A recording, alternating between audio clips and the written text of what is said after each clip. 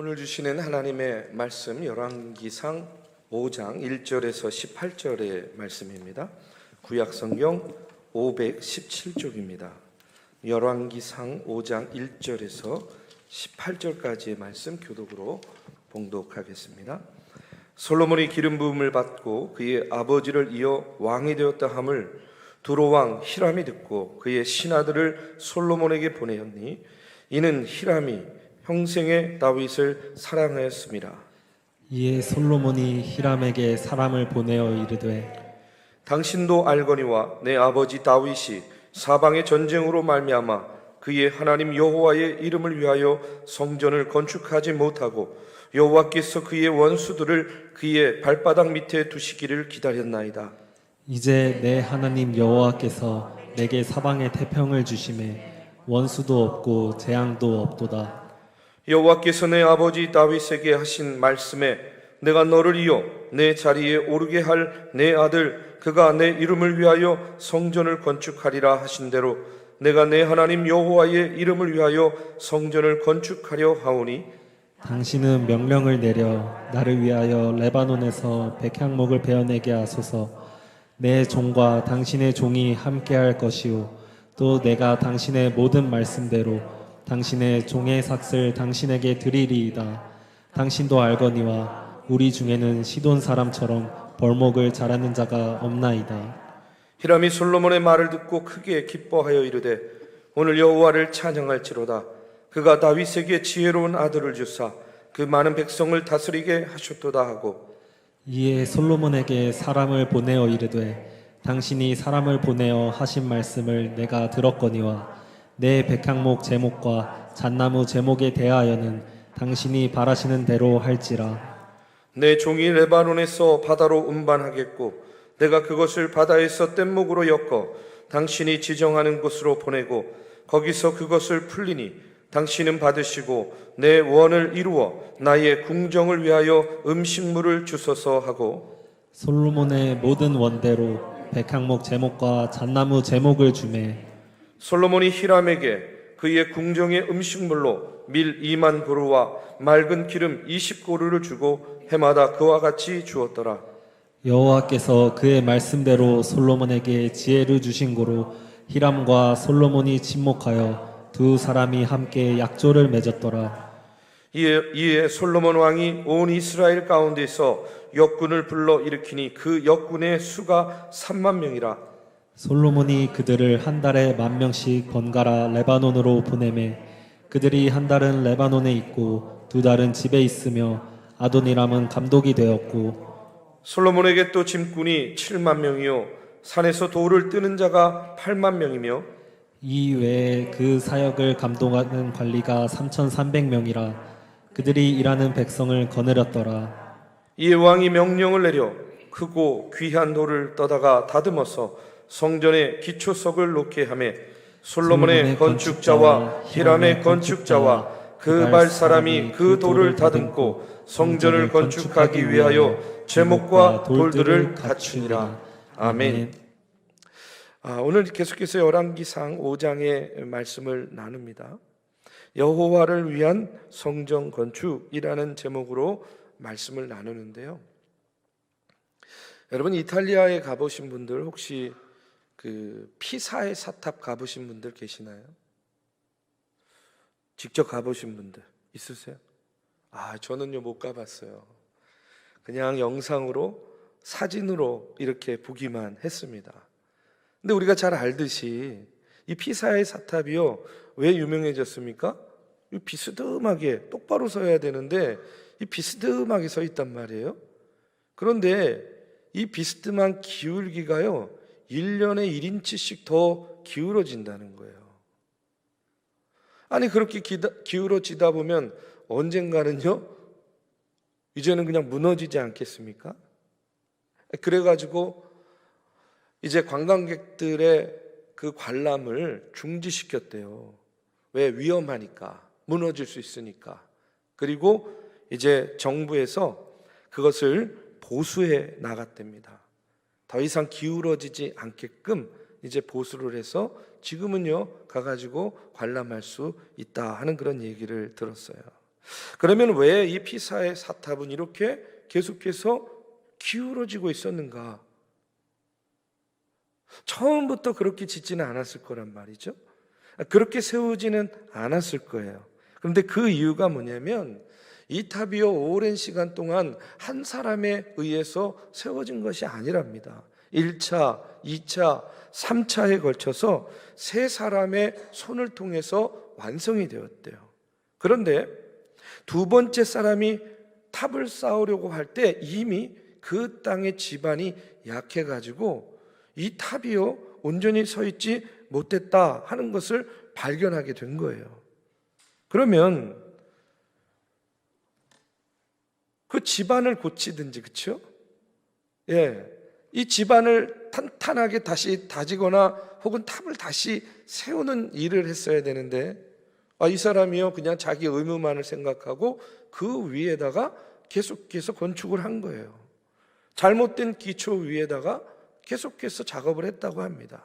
그리고 또 세 번째 사람 역시 또 그 위에다가 마저 탑을 쌓은 거죠. 그 결과로 이 탑이요 계속해서 기울어지면서 오늘에 이르렀다고 해요. 제가 이 이야기를 들으면서 너무나 당연한 생각이지만 여러분, 당연히 기초가 잘못된 줄 알았을 때에 어떻게 해야 됩니까? 그 기초를 다시 세우거나 아니면 탑을 깨끗이 얼어버리고 다시 세우는 것이 맞는 거죠. 처음부터 다시 지어야 되는 겁니다. 그런데 만약 잘못을 알고도 그 위에 짓게 되면 그 마지막이 어떻게 되겠습니까? 무너질 수밖에 없죠. 건물만 그런 게 아니에요, 그렇죠? 모든 것이 다 그렇습니다. 기초가 약하고 기초에 문제가 있으면요, 그 기초를 다지는 작업을 해야 되는데 그 작업을 건너뛰고 그에 무언가를 세우게 되면 언제든지 결국은 그 사단이 나게 되어 있는 거죠. 저는요, 우리의 신앙의 기초도 마찬가지라고 생각해요. 우리의 신앙의 기초도요, 단단해야 됩니다. 튼튼해야 돼요. 그래야만 어떤 마귀 사탄이 우리를 흔들고 무너뜨리려고 역사를 해도 우리가요, 무너지지 않아요. 흔들리지 않아요. 쓰러지지 않을 수 있다는 그런 이야기입니다. 그런데 요즘에 보면 피사의 사탑과 같은 그런 신앙인들의 모습을 참 많이 보게 돼요. 점점 기울어져요. 점점 기울어집니다. 점점 기울어져요. 예배 시간에도 보면요, 점점 기울어집니다. 점점 기울어져요. 똑바로 서 계셔야 되는데 점점 자기도 모르게 기울어진단 말이에요. 여러분, 신앙이요, 세상을 향해서 기울어지고 자꾸 조금만 어렵고 힘든 일이 생기다 보면 기초가 약하다 보니까, 애초에 기초가 약하다 보니까 어떻게 돼요? 자꾸 기울어지는 겁니다. 우리가 반드시 서서 영적 전쟁에서 승리해야 됨에도 불구하고 힘이 기울어져 있는 거예요. 그러다 보니까 어떻게 됩니까? 언제 무너져도 이상하지가 않은 거예요. 언제 쓰러져도 이상하지 않은 거예요. 그만큼 우리가 기울어져 있지는 않은가? 오늘 우리의 믿음의 모습을 우리가 다시 한번 돌아봐야 될 줄로 믿습니다. 앞서도 얘기했지만 모리아산 특별 새벽 기도회를 통해서 여러분, 이번 기회에 약해진 우리의 신앙의 기초가 다시 단단히 다져지기를 바랍니다. 기울어진 우리의 신앙생활을요, 여러분, 우리가 반드시 세워나가는 그런 시간들이 되기를 바라요. 이제 3일 남았습니다. 아직 참여하지 못하고 계신 분들은 온라인, 오프라인으로 참여하셨어요? 함께 우리의 믿음과 신앙을 단단히 세워나가는 일에 같이 하시기를 바라고요. 이미 시작하고 계신 분들은 여러분, 끝까지 완주하시기를 주님의 이름으로 축원합니다. 여러분, 오늘 말씀은 솔로몬이 성전을 건축하려고 하는데 그 성전 건축을 준비하는 그런 말씀이 오늘 나오고 있어요. 그런데 솔로몬의 성전 건축을 보면요, 건축, 세우는 일은 물론 솔로몬이 했습니다. 그런데 이 성전 건축을 위한 기초를 다지는 일, 그 준비는 누구부터 시작했냐면 그의 아버지인 다윗부터 시작되었던 것을 보게 돼요. 다윗 왕이 오랜 준비 기간을 통해서 성전 건축을 준비한 것을 이제 그 바통을 솔로몬이 이어받아서 성전 건축을 완성하게 되는 그런 이야기예요. 여러분, 오늘 본문에 보면 이 아버지 다윗의 그 준비뿐만 아니라 이스라엘 백성들과 주변 나라들의 왕들이 또 도왔던 것을 보게 됩니다. 특별히 성전 건축 전에 솔로몬이 두로 왕 히람의 도움을 받게 돼요. 1절에 보니까 솔로몬이 기름 부음을 받고 그의 아버지를 이어 왕이 되었다 함을 두로 왕 히람이 듣고 그의 신하들을 솔로몬에게 보냈으니 이는 히람이 평생에 다윗을 사랑하였음이라 하고 이렇게 나와요. 히람은요 두로의 왕이었습니다. 두로는 페니키아의 수도였어요. 지금으로 말하면 레바논 남부에 있는 항구 도시입니다. 두로가 당시에 해외 무역을 활발하게 진행을 했어요. 그러다 보니까 그 무역을 통해서 굉장히 부를 축적했습니다. 그것을 기반으로 해서 이 두로가 강력한 왕국을 세워 나가게 되었어요. 그것을 다스리던 왕이 누구냐? 히람이에요. 히람. 그런데 솔로몬이 다윗에 이어서 왕위에 올랐다 하는 말을 듣고 사신을 보냅니다. 그리고 이스라엘의 새로운 정권과 정식으로 교류하기를 원하는 그런 사신을 보내요. 여기에 보면 뭐라고 나옵니까? 히람이 평생에 다윗을 사랑하였음이라 하고 이렇게 나오고 있죠.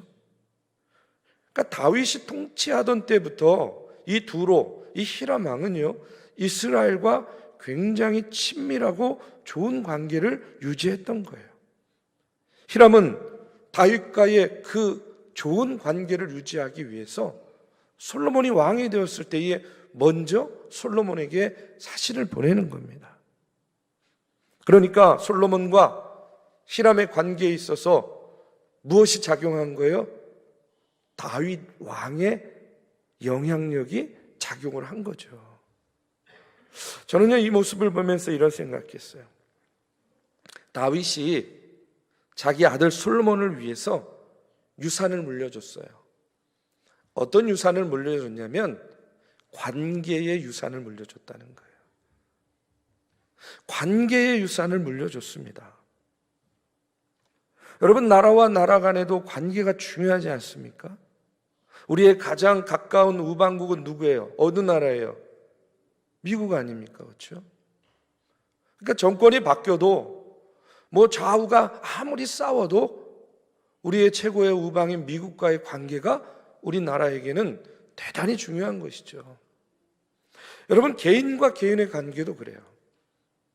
부모로서 저는요 자녀에게 좋은 관계, 그것을 물려줄 수 있다면 참 그것이 자녀에게 유익한 유산을 물려주는 것이라고 믿습니다.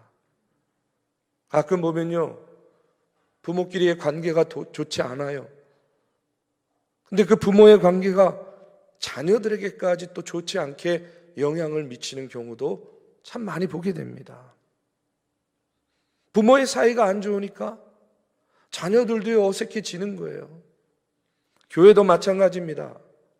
여러분, 어른들이 싸우면 그것이요 그 교회에서 자라나는 자녀들에게 얼마나 큰 상처를 주는지 몰라요.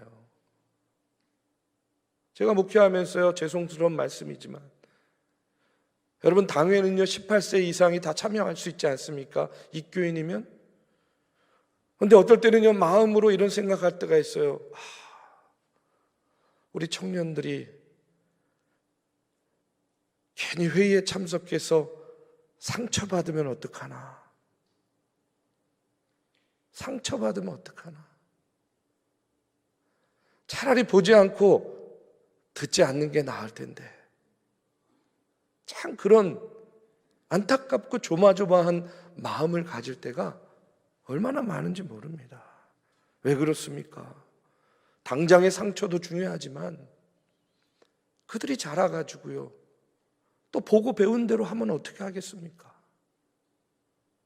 그렇기 때문에 우리가 우리의 자녀들에게 어떤 유산을 물려주느냐, 여러분 이것이 얼마나 중요한 일입니까?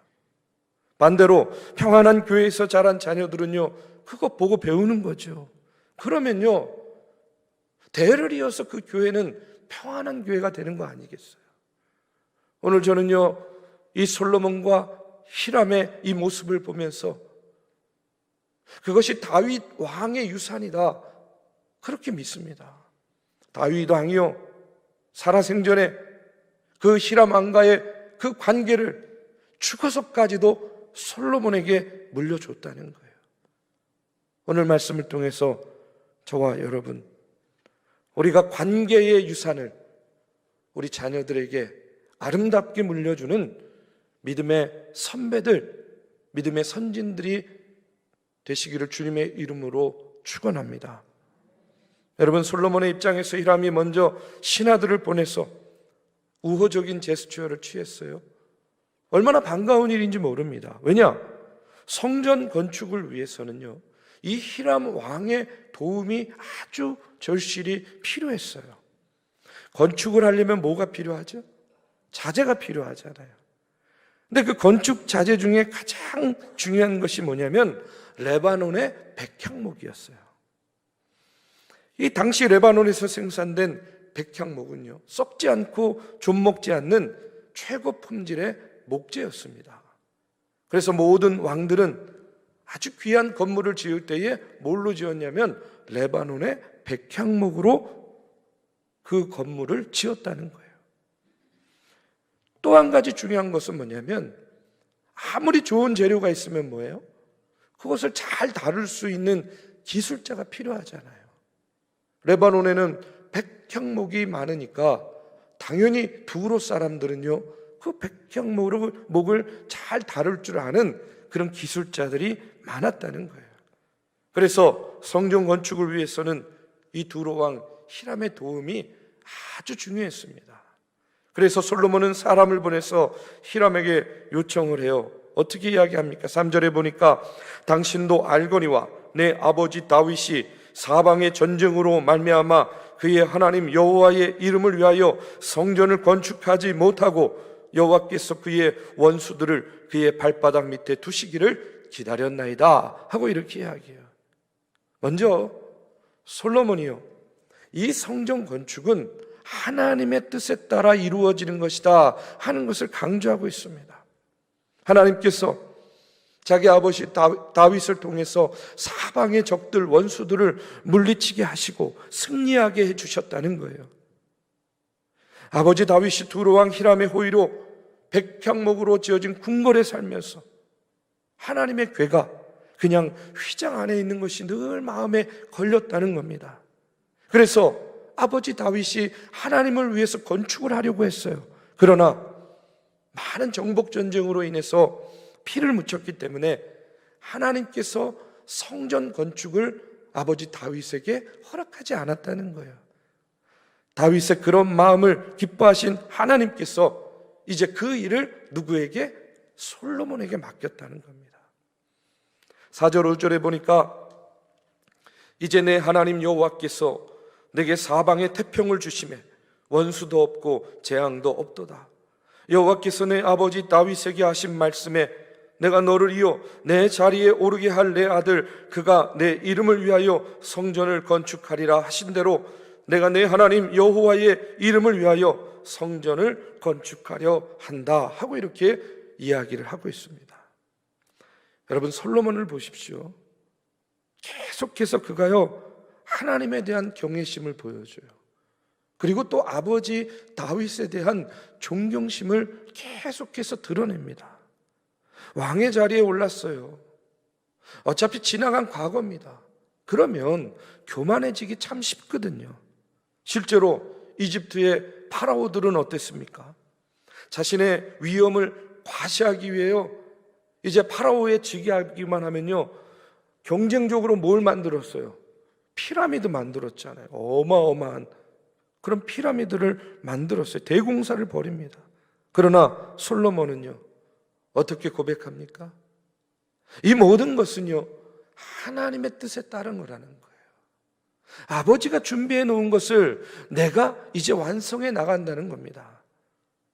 그래서 솔로몬이 왕이 되고 처음 펼치는 국가 정책이 무엇이었냐? 성전 건축이었습니다. 자신의 위엄을 과시하려는 것이 아니라 오직 하나님의 영광을 위해서 이와 같은 성전을 건축한다는 거예요. 그리고 하나님 아버지께서 다윗을 통해 복을 주신 그 뜻을 이루기 위해서 성전을 건축한다 하고 이렇게 이야기합니다. 자, 솔로몬의 이 고백들 말들을요 가만히 보면 언제나 주어가 무엇이에요? 하나님이에요. 그의 말의 주어는요 언제나 하나님입니다. 여러분, 그의 말의 주어가 하나님이라는 것은요 그의 삶의 주어가 누구예요? 하나님이라는 사실이에요. 내 하나님 여호와께서, 내 하나님 여호와께서 계속해서 이와 같이 표현하고 있어요. 내 하나님 여호와께서 승리를 주셨습니다. 내 하나님 여호와께서 사방에 태평함을 주셨습니다. 내 하나님 여호와께서 성전을 건축하게 하셨습니다. 솔로몬은요 마치 자기는 전혀 없는 사람처럼 이야기를 하고 있어요. 여러분, 솔로몬처럼 지혜로운 사람이 자신을 드러내고 나타내려면 얼마나 멋있고 얼마나 훌륭하게 자신을 드러낼 수 있었겠어요. 그러나 여러분, 솔로몬에게는요 하나님의 전을 건축하는 것이 최우선이었어요. 그리고 무엇보다 자신의 왕의 위엄을 드러내려고 하는 것이 아니라 하나님의 영광을 드러내고자 하는 그 삶의 우선순위가 분명히 있었다는 겁니다. 저는요 오늘 이와 같은 솔로몬의 모습을 보면서 먼저 저 자신도 참 많이 돌아보게 되고 회개하게 됩니다. 여러분, 사람이요 리더의 자리에 서게 되면요 어떻게 되냐면요 참 자기중심적이 되기가 쉬워요. 내 생각이 옳은 것 같고 내 판단이 옳은 것 같고 내 결정이 매사에 옳은 것 같이 생각될 때가 많다는 거예요. 그러다 보면 자칫 잘못하면 어떤 방향으로 나아갈 수 있냐면 자꾸 나 중심의 생각을 사고를 하고 결정을 하게 되면 어떤 일이 벌어지냐면요 하나님을 의지하지 않잖아요. 그것은 곧 인본주의적인 길을 걸어가게 되는 거예요. 그런데 우리 믿음의 사람들은요 인본주의적인 삶을 사는 것이 아닙니다. 우리는요 신본주의의 삶을 사는 사람들이에요. 늘 하나님을 바라보고 하나님을 중심에 두고 하나님이 기뻐하시는 일을 위해서 우리가 전심전력을 다하며 이 땅을 살아 나아가는 존재들, 신본주의자들이라는 거예요. 솔로몬을 보면 여러분 자신은 세상 가운데서는요 더 이상 높은 지위가 없는 이스라엘의 왕이었지만 자기 스스로 생각하는 자신의 지위는 무엇이었냐면 늘 언제나 하나님의 종일 뿐이었다는 거예요. 그것이 솔로몬이 자기를 생각하는 자기 정체성, 아이덴티티였다는 겁니다. 이 솔로몬의 모습을 보면서 나도 그런 목사가 되어야 될 텐데, 나도 그런 리더가 되어야 될 텐데, 참 다시 한번 저 자신을 먼저 돌아보고 또 부족한 부분들에 대해서 다시 한번 주님의 도움을 구하고 회개하게 됩니다. 그런데 여러분, 우리 모두에게는요 자기 애가 있잖아요. 내일 새벽에도 또 말씀을 나누려고 하지만 언제나 우리는요 나 중심적인 생각과 사고를 할 때가 참 많이 있습니다.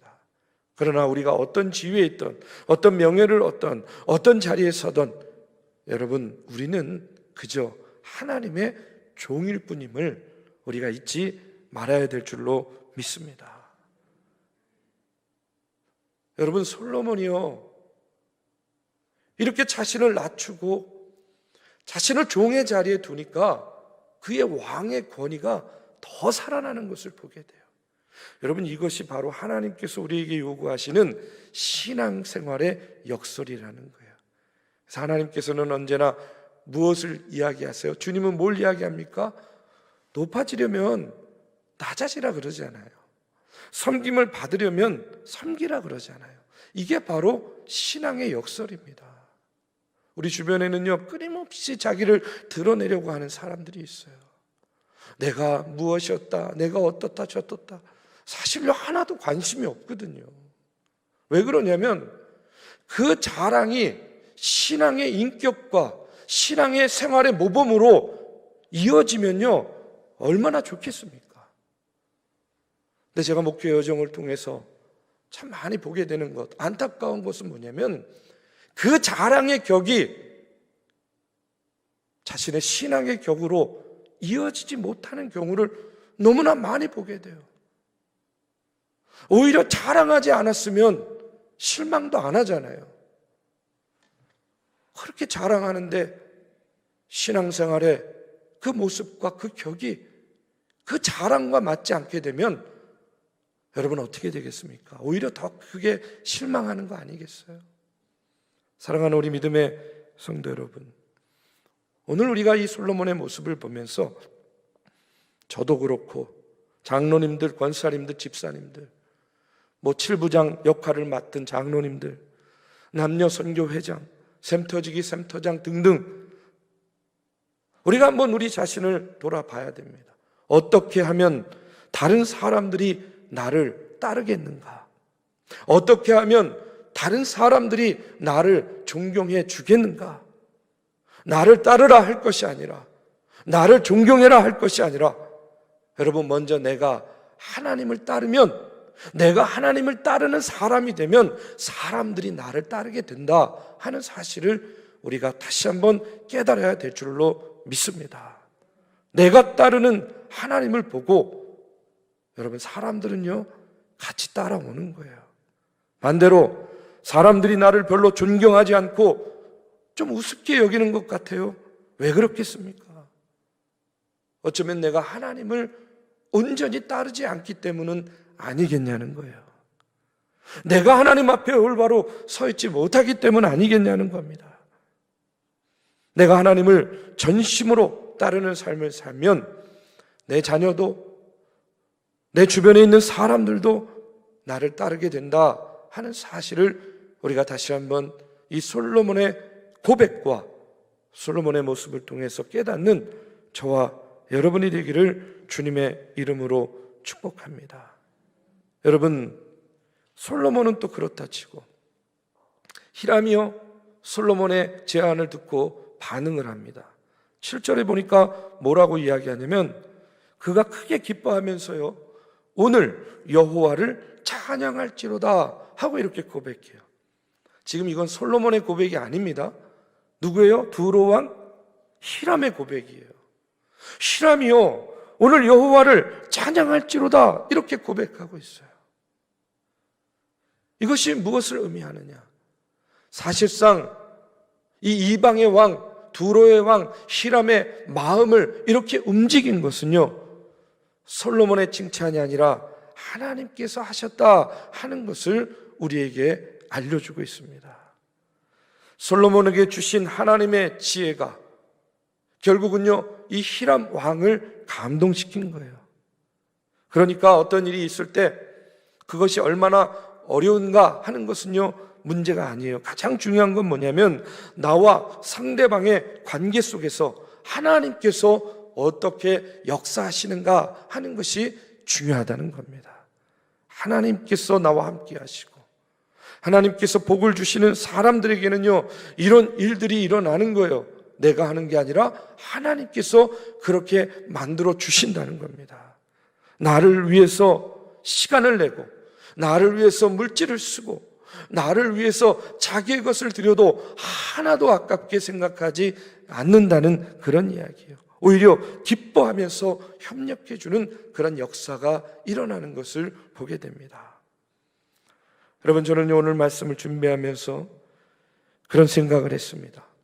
지금 우리가 130주년 기념 교회를 건축 중에 있습니다.